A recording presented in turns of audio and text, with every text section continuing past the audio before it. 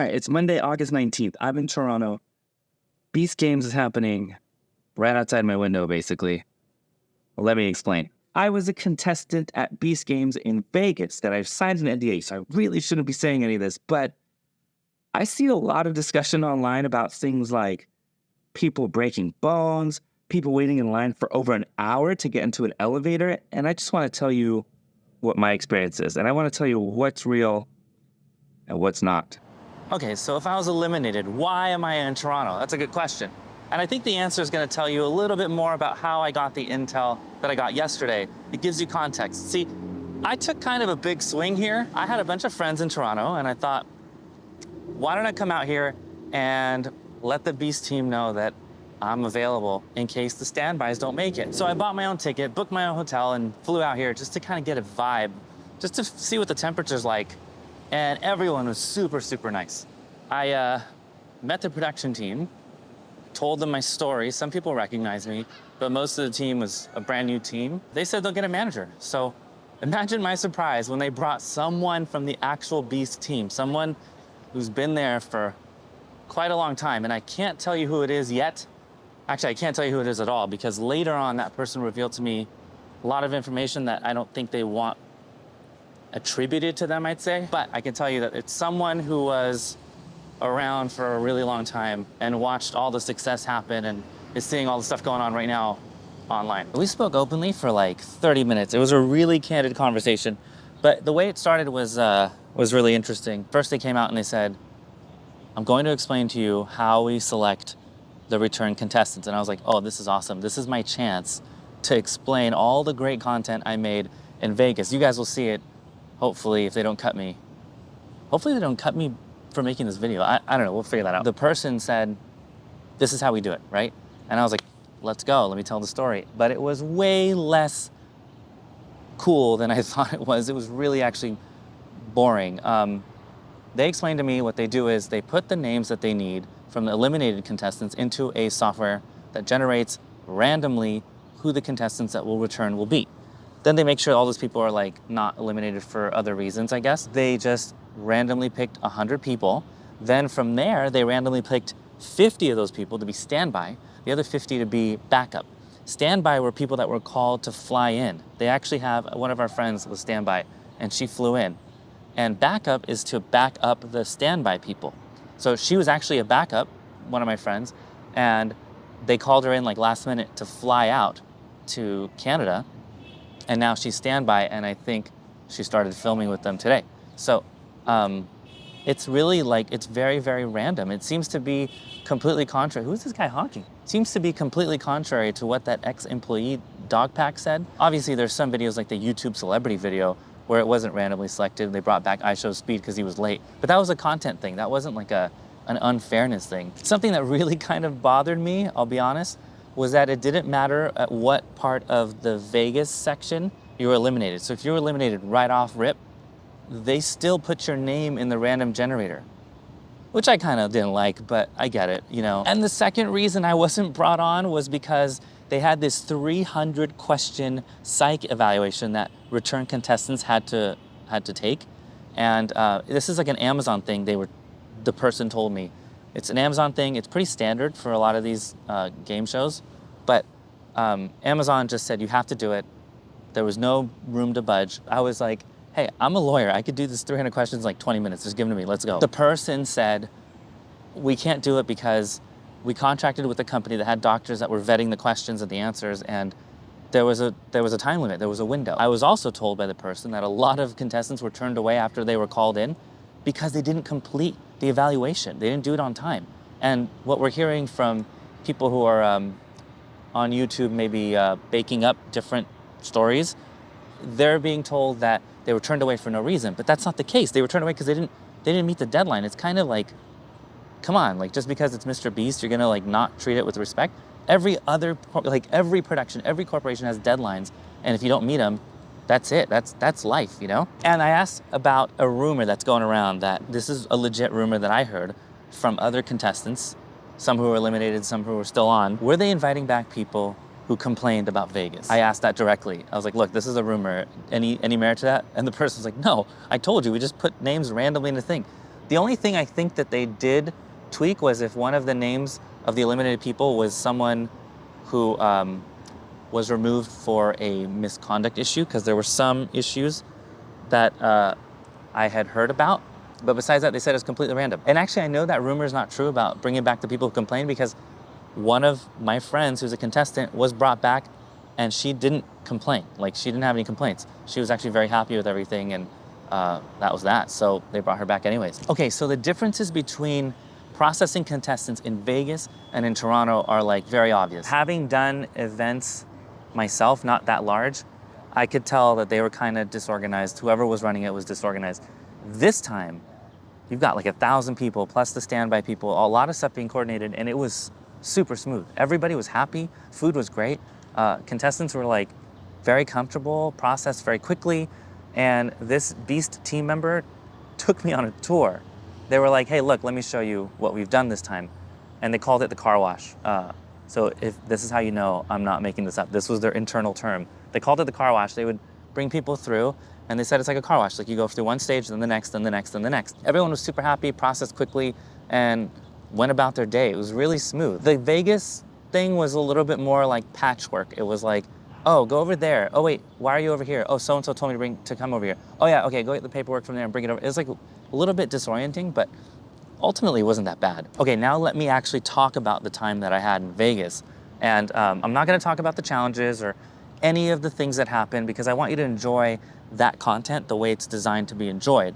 I hate spoilers. I mean, I've hated spoilers ever since that person told me that Sansa dies in the beginning of You see, I hate them. So let's go back to my hotel and go through all the allegations in the articles one by one. Oh, well, one more thing. Before we go, this is kind of important. The Beast team member that I was speaking with confirmed for me a couple things that we had all heard. The first is that the group that they had contracted for production in Vegas, they're fired. They're totally fired. That was the first time they outsourced the work. I mean, the Beast team usually does all their videos, does everything on their own. They have to keep the business running. This person was telling me. So they're still doing YouTube videos. They're still doing all the projects they do. So they just hired another company that is supposed to know how to handle this stuff. And I was told that that company just ultimately didn't care. And so this person from the Beast team said, I'm gonna go out there and try to figure this out. That's when they said, we're done with this company, and they took over. And that's when they made the whole process differently. But it's kind of tough. You got to think about it. This is the largest game show in history, okay? They've got 1,000 contestants left over to manage, plus in a foreign country for us. I mean, we're in the US and Beast is based in the US.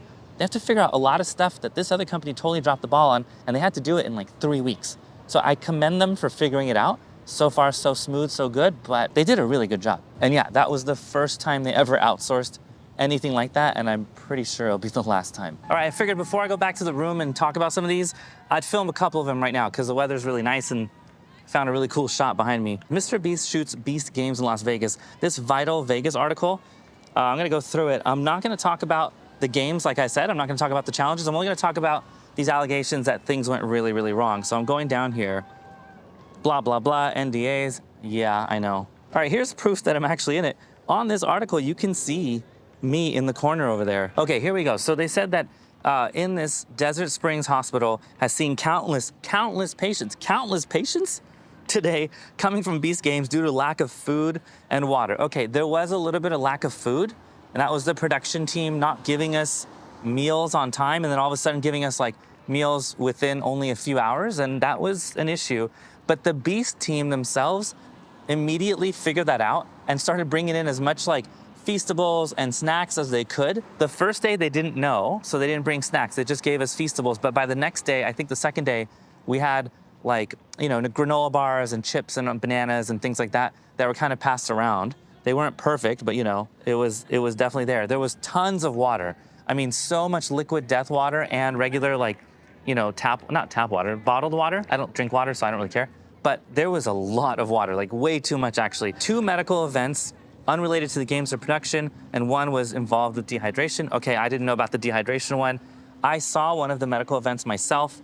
It was a guy who was prone to some medical issues, and something happened.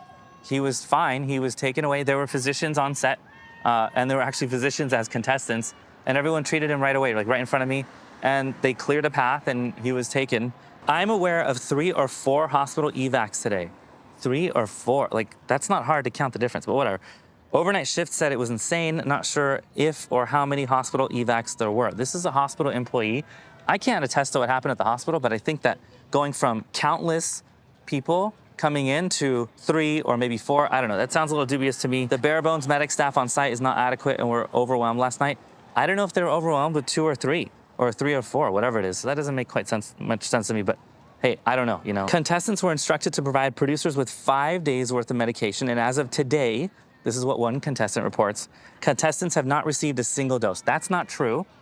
Someone from my group needed medication at a very specific time, and she received her dosage quickly. Another person that was with our group had medication that was not time sensitive, and they only asked him to come back when there was a meal or at a certain time to come get his medication, which I think he did, and there were no problems with that. I don't know how accurate this is. It seems a little bit like maybe one person didn't get what they wanted and they're complaining, or maybe people didn't communicate strongly what they needed, because the group member I had, she communicated very strongly, like, hey, I have a time that I need to take it, and they said, all right, and that was it. A number of concerned friends and relatives have chimed in on the comments, concern for the loved ones. Okay, guys, it's a Mr. Beast game. If you know Mr. Beast, you know that it's not gonna be a luxury hotel. This is a contest. It's not gonna be, we've seen those stay like in the circle 100 days or like whatever, stay in the jungle 76 days. This was very similar. It was very clear that it was going to be competitive. It wasn't gonna be some luxury vacation, okay? It was just gonna be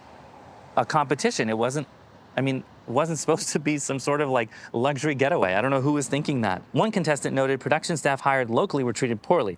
I can't speak to that. I spoke to a lot of the production team throughout my time there, even before we started shooting, and they all seemed pretty cool. They all seemed pretty happy. I understand if other people that I didn't speak to may have left. I don't know. I just don't know. But I do know that the Mr. Beast team was not running that production. So to blame his crew, I don't know if that's fair because they outsourced it. Now with the new information that I confirmed with that Beast team member that I spoke to earlier, but I do know that it wasn't perfect, okay? It definitely wasn't perfect. The production team was a little off. Medications such as inhalers, contact lenses, and feminine hygiene products were surrendered, which caused concern among the production's medical staff. I don't know about that. I don't use that stuff. Maybe some of the women can comment on that when their NDA is up. We'll see. The 2,000 trash bags, okay, this is the 2,000 trash bags that we wore to conceal our uniforms. I'm showing you a picture of it now. Yeah, they were thrown away at Allegiant. I don't know. The production team did that. Mr. Beast wasn't, he was there later. He wasn't the one running this stuff. I don't know who decided that. I don't even know if they recycled it later. I don't know what happened. They took them away. That's, I mean, okay. Contestants were asked to give the production team several pairs of undergarments which were not returned upon disqualification. That part is not true. It's true that we turned over our 5 days worth of underwear and socks so that we can change. And I think the reason they did that is that so that we don't smuggle anything in, like phones or something we're not supposed to have, okay? Here's where the production team that was hired really messed up. When they were collecting all the garments, they were writing on big like name tags our names, okay? And then they threw them all in a pile somewhere. And I know this because the production team, I kind of made buddies there. Someone threw them all into a box, in a box truck, and then shipped them over to where we were filming. When someone came to ask for their undergarments, the person working the counter had to go through an entire 2,000 people's worth of items to figure out the name. It was so disorganized. That's kind of common sense. I always say, a fool creates problems, a smart person solves problems, and a genius prevents problems. I say that on this channel. I learned it from a trial lawyer that taught me. And these guys were not geniuses, okay? Let's just put it that way. But the part that's not consistent with my experience is the undergarments not being returned. And here's why. I had stayed on long enough to get my undergarments after the production team fixed that fiasco where they needed to organize. And they put everything in alphabetical order, and then they were able to give us our undergarments pretty quickly, but it took a day. Some people got their undergarments sooner, but it took me a long time because, I don't know, whatever. At that point, I had my undergarments. So when I returned, I was able to get my undergarments where they had all of our luggage. So when you are disqualified, they take you back to the hotel where the staging area is, and they have all the luggage laid out, and then all sleeping bags and all your personal items that you kind of amassed in the contests.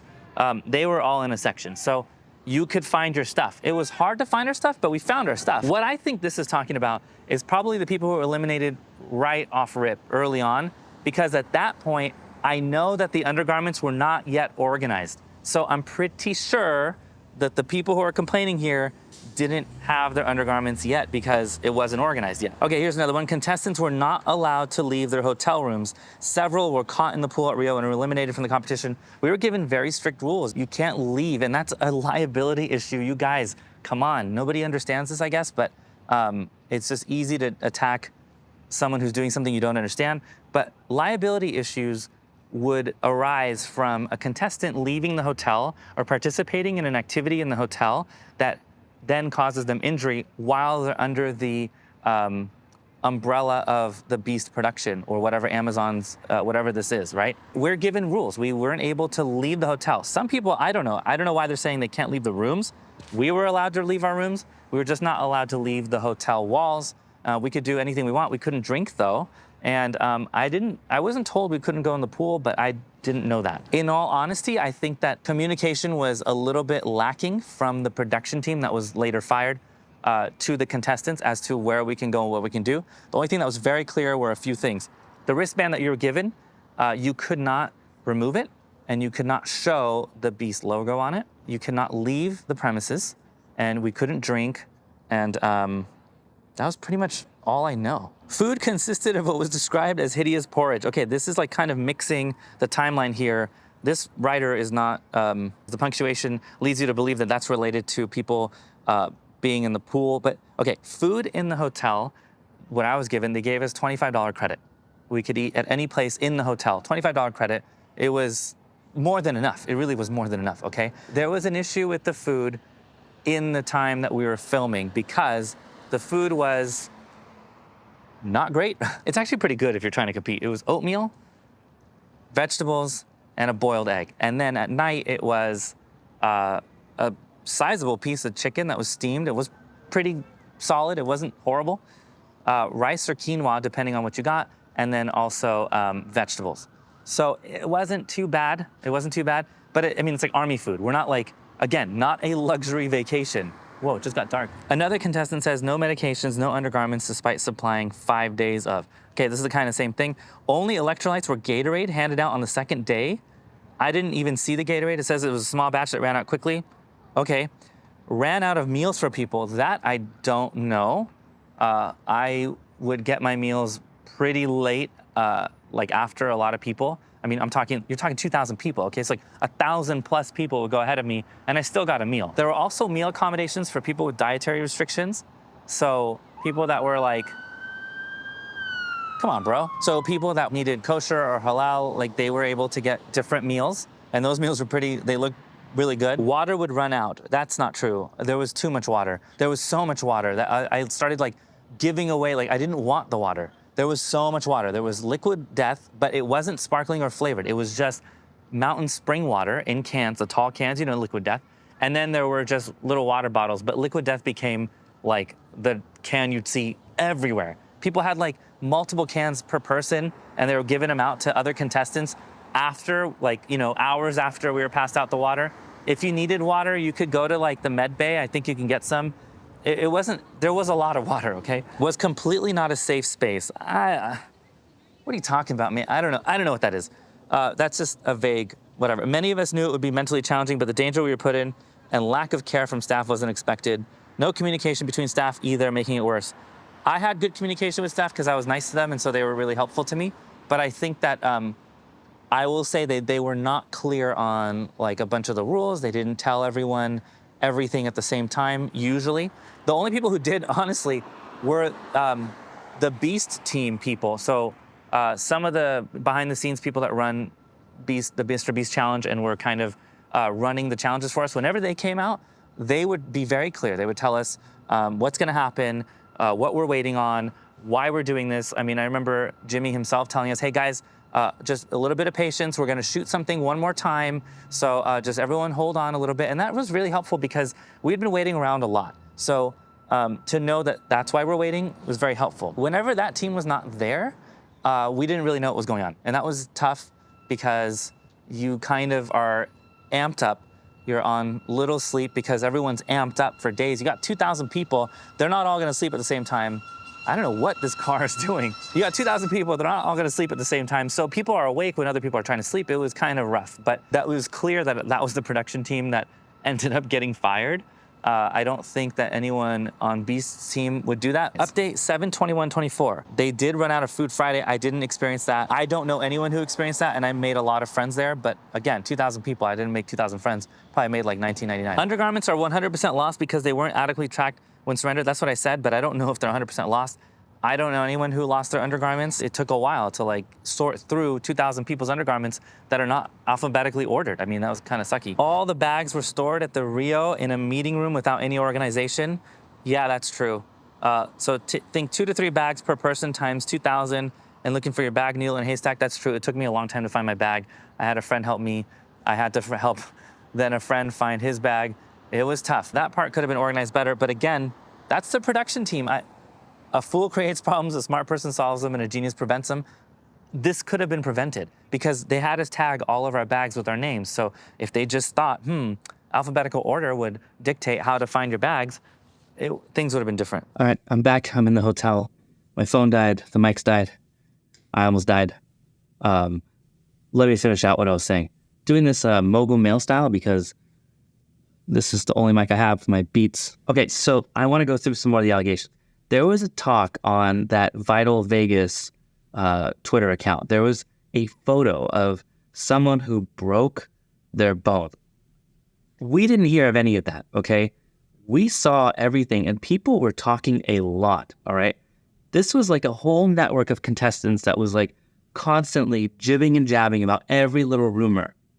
Not once was there a rumor about a broken bone, and we would have seen it. We would have seen like someone going out on like a gurney or something. People would have known. And no one mentioned that or saw that or said that. I don't know where that came from. There was a photo of a bruised leg and they took that, and I don't know where they got that from.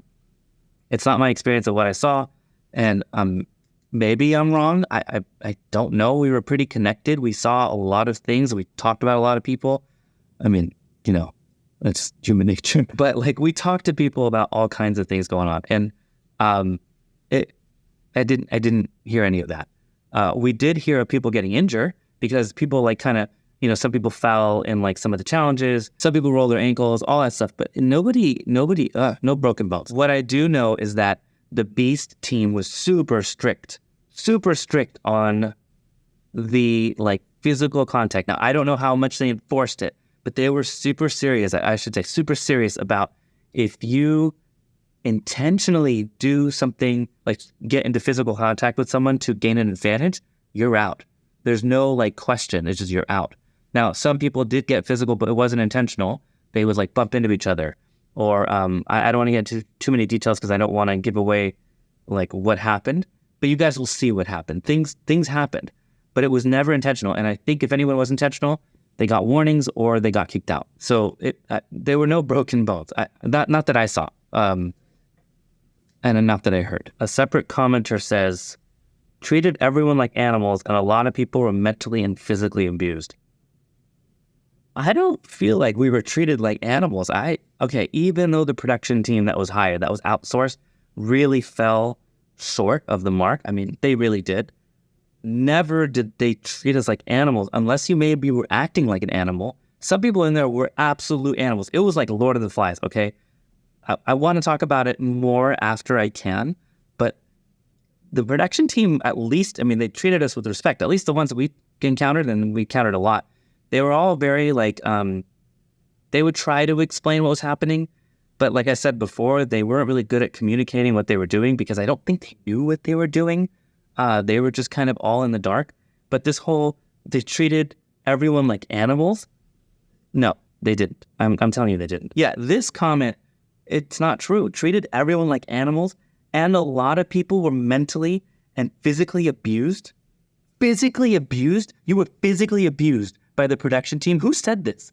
Like the production team came out and beat you? Are you saying that's what happened? Because I promise you, A, I would have loved to see it. B, I would have known about this. We all would have known about this. I wasn't like a quiet guy in the corner. I was part of a big group that was very, we shared a lot of information, okay? Who beat you? Who physically abused you? They denied people meals and they wouldn't feed them for hours, 10 plus hours. Okay, I mentioned this before when I was outside. There were issues with the meal timing. And I know this because I made friends with the lunch lady like on day one, okay? I went up to her, I was very sweet to her, and I asked her like, how is work? And she was like, I'm really concerned because here's the lunch schedule. And lunch for us was like nighttime, things were weird. Here's the lunch schedule. And she's like, I feel like we're not gonna make it in time for the next meal. We're really late for this meal. I was like, interesting. So yeah, they were behind on meals, but like 10 plus hours, I don't know. I don't think so. I wasn't counting that. But I mean, we didn't have watches or clocks. This paragraph here is insane. This person who said everyone was treated like animals, they're mentally and physically abused, denied meals for 10 hours. Then he starts saying like really graphic thing. I don't think this person was there. I don't think this person was there. But it's a beautifully written piece. Beautiful. Going through the challenges and blah, blah, blah. Yeah, I'm not going to go through any of the challenges like I mentioned. I'll just leave you with the final thoughts. It was a great experience. It was not a perfect experience, and it was not a luxurious experience. But for what it was, there were areas that needed improvement. This is exactly what I told the Beast team when they called us. And they called all 2,000 contestants to apologize and explain that that's not what they wanted, that they did not want our experiences to be poor. And then they asked what went wrong. Every single person had their time to say what went wrong, and they took that feedback and they incorporated it. That's the person I spoke to earlier that I told you, part of the team, the Beast team, that person who took over. That's the person who initiated. They told me they're the person who initiated everyone to be called, all 2,000 contestants, so they can take an actual poll of what went down from us. And that was meant to prevent it from happening again. So I am very confident it's not going to be bad on this leg. Unfortunately, I have to watch it from this side of the window and from this side of the screen because I got eliminated.